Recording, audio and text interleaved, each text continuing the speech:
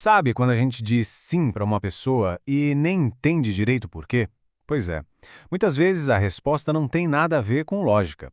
Tem a ver com umas forças psicológicas escondidas que guiam o que a gente decide. Hoje a gente vai dar uma olhada nesses gatilhos automáticos que nos fazem concordar com as coisas, às vezes até sem pensar. E para fazer isso, a gente vai mergulhar de cabeça no trabalho do Robert Cialdini. Ele é um psicólogo social que passou anos assim infiltrado em agências de publicidade, concessionárias, todo tipo de organização, só para descobrir o que é que funciona de verdade no mundo da persuasão. E o ponto de partida de tudo isso é uma confissão do próprio Cialdini. Ele admite na cara dura que sempre foi um alvo fácil para vendedores, para gente pedindo doação, e foi essa sensação de ser vulnerável que fez ele começar essa jornada para entender por quê. E vamos combinar, quem nunca se sentiu assim, né? Para a gente começar a sacar esses mecanismos, vamos para uma história real. Aconteceu no Arizona e olha, parece que ela desafia qualquer lógica. É o cenário perfeito para o que a gente vai descobrir aqui. Pensa só na situação. Era alta temporada, a loja cheia de turista. As joias eram boas, de qualidade, e o preço era justo. E mesmo assim, nada. Ninguém comprava. Era um verdadeiro mistério. A dona da loja, claro, tentou de tudo. Botou as peças bem no meio da loja, em destaque, pediu para os vendedores insistirem mais, nada adiantou.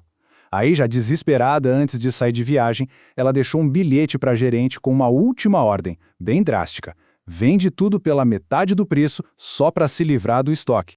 E é aqui que a história dá uma virada completamente maluca. O que se esperaria que acontecesse? A lógica diz que com 50% de desconto, as joias finalmente iam desencalhar, certo? Pois é, inacreditável. A funcionária leu o meio do bilhete como se fosse um 2 e simplesmente dobrou o preço de tudo. E aí o impossível aconteceu. A coleção inteira esgotou, e rápido. Mas, como assim? Por que ninguém quis as joias por um preço justo, mas todo mundo comprou quando o preço dobrou? Esse é o enigma que a gente vai resolver. A resposta para esse mistério não está na economia, está na psicologia. E para entender isso, o Cialdini nos leva para um lugar inesperado, o reino animal, onde esses comportamentos automáticos são, na verdade, a chave para a sobrevivência. Os cientistas têm um nome para isso: padrão fixo de ação. É como se fosse uma fita cassete, sabe? Um programa que já vem instalado. Quando o gatilho certo aparece, é como apertar o play e uma sequência de ações acontece, no automático. O exemplo mais clássico disso é o da perua-mãe. As peruas são ótimas mães, super protetoras. Só que todo esse comportamento materno é ativado por uma coisinha só: o pipi dos filhotinhos. Se o filhote faz pipi, ela cuida. Se não faz, ele pode ser completamente ignorado ou até mesmo atacado. É um atalho mental muito simples e que, na maioria das vezes, funciona. Agora, olha que loucura esse experimento. Os cientistas pegaram uma doninha empalhada, que é a inimiga mortal da perua, e colocaram um gravador dentro dela tocando o pipi de um filhote. A reação da perua foi chocante. Ela pegou a doninha e cuidou dela como se fosse um filhote. Era só desligar o som e ela atacava a doninha na hora. É isso que o Cialdini chama de resposta clique-zoom.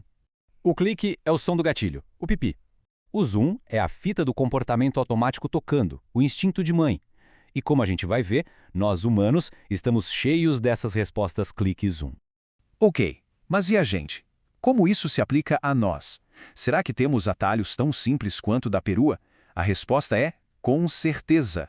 E eles são ativados o tempo todo. Uma psicóloga chamada Ellen Langer fez um estudo que virou um clássico para mostrar isso. Ela descobriu que uma das palavras mais poderosas para a gente conseguir o que quer é a palavra porquê.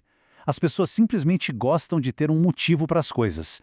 Dá uma olhada nesses resultados. Pedir para furar a fila da copiadora sem dar motivo funcionou em 60% das vezes.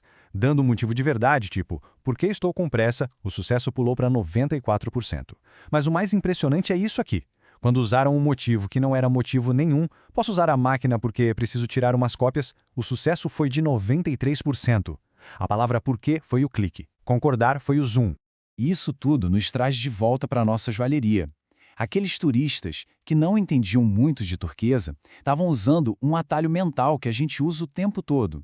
Caro é igual a bom. O preço baixo no começo sinalizava que o produto era ruim. Mas quando o preço dobrou, ele virou o gatilho, o clique, que fez todo mundo achar que as joias eram valiosas e que valia a pena comprar. Mistério resolvido. Mas é importante entender que esses atalhos não são um defeito nosso. Na verdade, eles são super necessários. O mundo hoje é tão complexo, tem tanta informação, que se a gente fosse parar para analisar cada pequena decisão, a gente simplesmente ia travar. Esses estereótipos são o que nos ajudam a navegar pela vida de um jeito mais eficiente.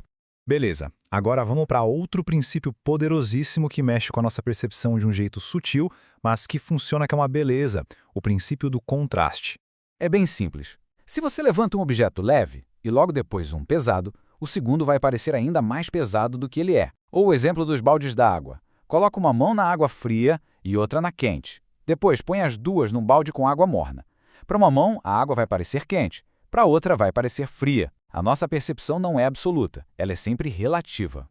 O comércio usa isso o tempo todo. Por que o vendedor sempre te mostra primeiro o terno de R$2.000? Porque depois que você já considerou gastar isso, um suéter de R$200 parece uma pechincha. Se ele fizesse o contrário, o terno de R$2.000 ia parecer uma fortuna. E essa frase aqui ilustra isso de um jeito genial. É a última linha de uma carta de uma universitária para os pais. Antes de chegar aí, ela inventa que o dormitório pegou fogo, que ela fraturou o crânio, que está grávida e que o noivo tem uma doença. Depois desse drama todo, umas notas baixas parecem até um alívio, né? É o princípio do contraste no seu estado mais puro. Então, no fim das contas, por que tudo isso importa? Porque esses nossos padrões automáticos, por mais úteis que sejam, criam pontos cegos. E são exatamente esses pontos cegos que podem ser explorados. O Cialdini faz uma comparação perfeita com o jiu-jitsu. Um mestre de jiu-jitsu não usa a própria força, ele usa a força do adversário contra ele. É a mesma coisa aqui. Um profissional da persuasão não precisa forçar a barra. Ele só precisa encontrar e apertar um dos nossos gatilhos internos, o clique, e deixar que o nosso próprio piloto automático faça o resto. É uma manipulação sutil e que muitas vezes a gente nem percebe. Isso nos leva à pergunta final para refletir. Quantos dos nossos gatilhos automáticos foram ativados só hoje? Pode ter sido aquele e-mail que a gente respondeu na hora só porque a pessoa pediu, ou aquele produto que pareceu uma ótima oferta só porque estava do lado de um muito mais caro. Ficar esperto com esses gatilhos é o primeiro passo para garantir que as nossas decisões sejam de fato nossas.